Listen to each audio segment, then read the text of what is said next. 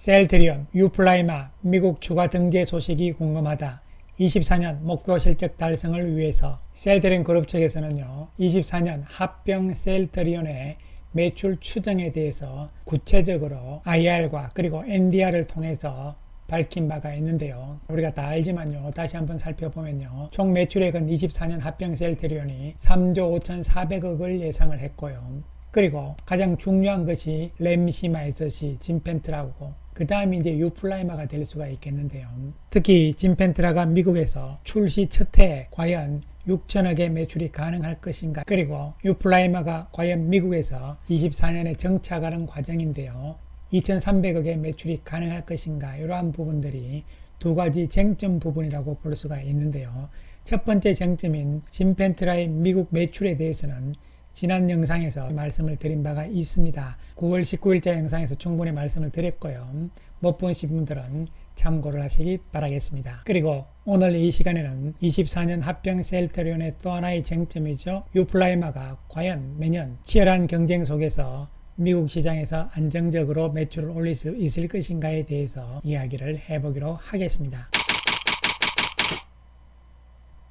먼저 지난 9월 19일 나온 하나증권의 자료를 한번 살펴보기로 하겠습니다. 여기서 언급된 셀트리온 그룹에 대한 이야기인데요, 유플라이마는 추가적인 메디케어 처방 목록 등재가 예상이 되고, 진펜트라에 대해서도 10월 FDA 승인을 시작으로 해서 연내 처방 목록 등재가 이루어질 것으로 기대가 된다. 이에 따라서 24년부터 유플라이마와 진펜트라에 대한 기대감이 숫자로 확인이 되면서 긍정적인 주가 흐름을 보일 것으로 기대한다, 이렇게 이야기를 했습니다. 따라서 24년부터는 이제 숫자가 나온다는 이야기잖아요. 그렇다면 시세는 미리 좀 반영을 해야 되는데 아직까지는 반영을 하지 않고 있는 상황이죠. 합병과 맞물려 있는 과정이라고 보시면 되는 것이죠. 어쨌든 오늘은 휴미라 바이오시밀러인 유플라이마에 대한 이야기니까요, 경쟁이 상당히 치열한 것이 사실이고, 이렇게 경쟁이 치열했던 것도 미국 시장에선 처음이라고 볼 수가 있는 것이죠. 특히 유플라이마의 PBM 등재 이야기들을 상당히 많이 한 상황들인데요,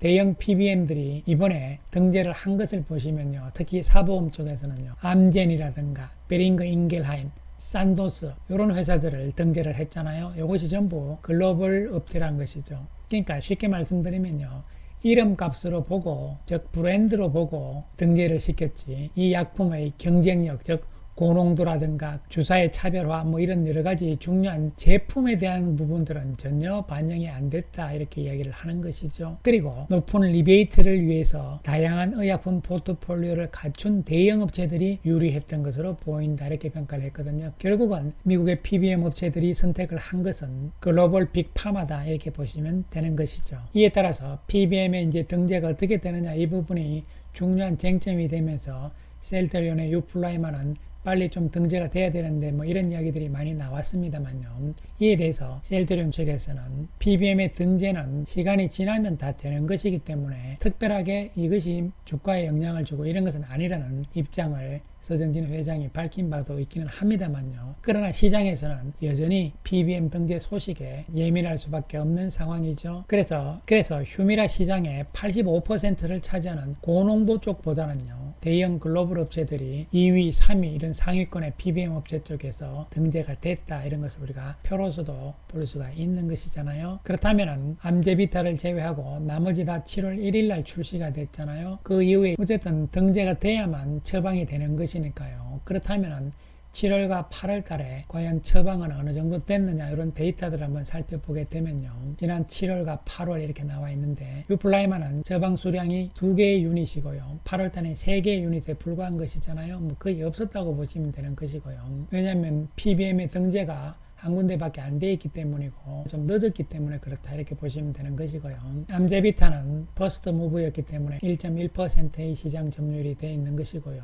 그 외에 조금씩 처방은 되고 있는데요, 여기서 중요한 것은 이 데이터는 처방 수량이잖아요. 그러니까 이것이 리베이트라든가 이런 또 가격 이런 부분을 다 따지게 되면요, 매출액 순서다, 이런 개념은 아니라고 보셔야 되는 것이죠. 어쨌든 유플라이마가 하위권이잖아요. 따라서 등재가 좀 더 늘어나야만 되는데 셀트리온 측에서는 공보험 쪽에 먼저 등재를 하고 있는 상황이죠. 이에 대해서 유플라임의 앞으로 남은 것은 숫자이다. 24년부터 확인될 숫자 이렇게 이야기를 했죠. 그리고 휴미라 바이오 시밀러 쪽에 시장 침투 속도는요. 생각보다 그렇게 빠르지는 않겠지만 그렇다 해서 과거에 인플루기시맙, 인플렉트라보다는 빠를 것이다 이런 결론이 되는 것이죠. 자, 그렇다면 어쨌든 미국 시장에서는요. PBM에 등재가 돼야만 처방을 할 수 있는 상황들이기 때문에 PBM에 많이 등재를 하는 것이 중요하다고 볼 수가 있는 것이죠. 유플라이마가 미국의 유나이티드 헬스 쪽에 옵텀 RX 쪽에 공보험 쪽에 등재가 됐잖아요. 그런데 이 옵텀 RX의 공보험 쪽은요. 메디케어 파트 CD 가입자 점유율에서는요. 1위 업체입니다. 1위 업체이기 때문에 제일 큰 업체를 어쨌든 공보험 쪽에서는 등재에 성공을 했다는 것은 좋은 부분으로 해석을 해야 되는 것이고요. 또한 공보험이기 때문에 장점도 있어요. 등재 주기가 상대적으로 길다는 것이 그 다음에 상대적으로 리베이트가 약하잖아요. 그렇기 때문에 제품이라든가 업체의 경쟁력이 반영이 된 결과다.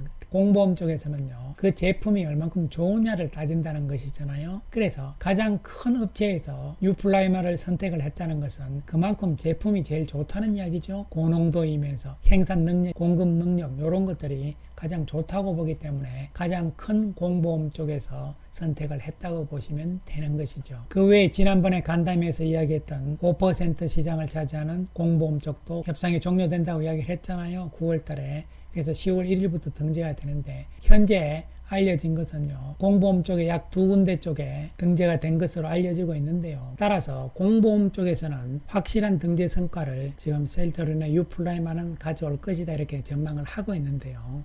그럼에도 불구하고 셀트리온 측에서는 유플라이마의 미국에서의 내년 매출액을 2,300억 정도밖에 잡지를 않았잖아요. 그래서 우리가 어떻게 생각하면요.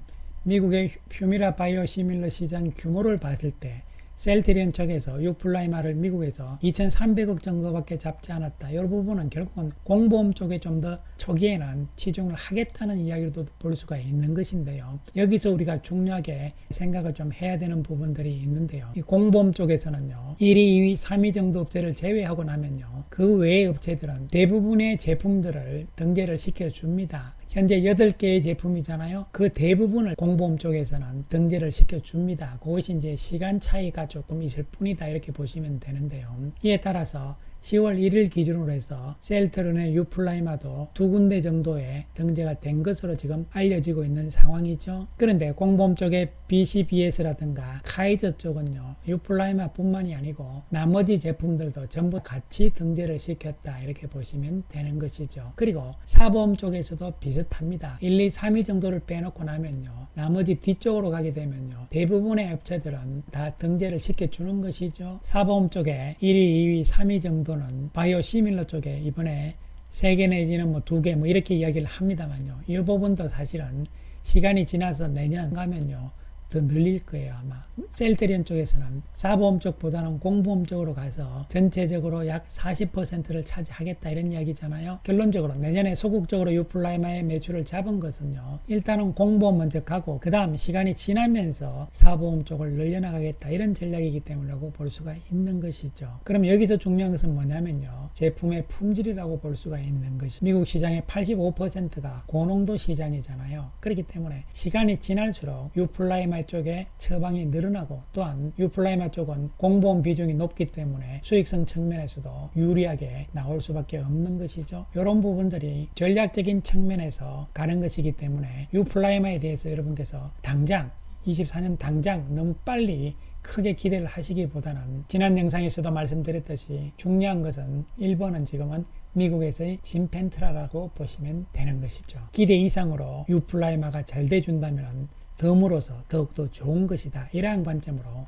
접근이 필요하다고 말씀을 드리겠습니다. 그렇지만 회사 측에서는 어쨌든 공보험이든 사보험이든 특히 이번 공보험건에 대해서는요. 공개적으로 좀 발표를 하는 것이 중요하다고 말씀을 드릴 수가 있는 것이죠. 1차 관문으로 등재가 되고 그 다음부터가 이제 본게임이 등재된 이후라고 생각을 하시면 되는 것이죠. 그리고 지난 9월 25일 날 3분기 내용을 발표를 했잖아요. 그 이후로 정권사들의 보고서들이 아직 나오지 않고 있는 상황이죠. 추석 연휴가 있긴 합니다만요. 이번 연휴가 끝나고 나면 3분기 실적에 대해서 정권사들의 보고서가 나오면서 매출액이라든가 영업이익 쪽의 컨센서스도 높아질 가능성이 있지 않을까 생각을 합니다. 헬스케어도 마찬가지 개념이죠. 9월 13일 이후에 정권사들이 보고서를 내질 않고 있는 상황이죠. 그렇다면 3분기 실적이 뭐가 중요하느냐 이런 이야기인데요. 중요하게 작용을 하는 것이죠. 왜냐하면 3분기의 실적이 좋게 나온다는 것은 4분기 그리고 합병을 한 이후 내년에도 좋아진다는 이야기잖아요. 그런 상황들이기 때문에 모든 것이 연계성이 있는데 지금 시장에서는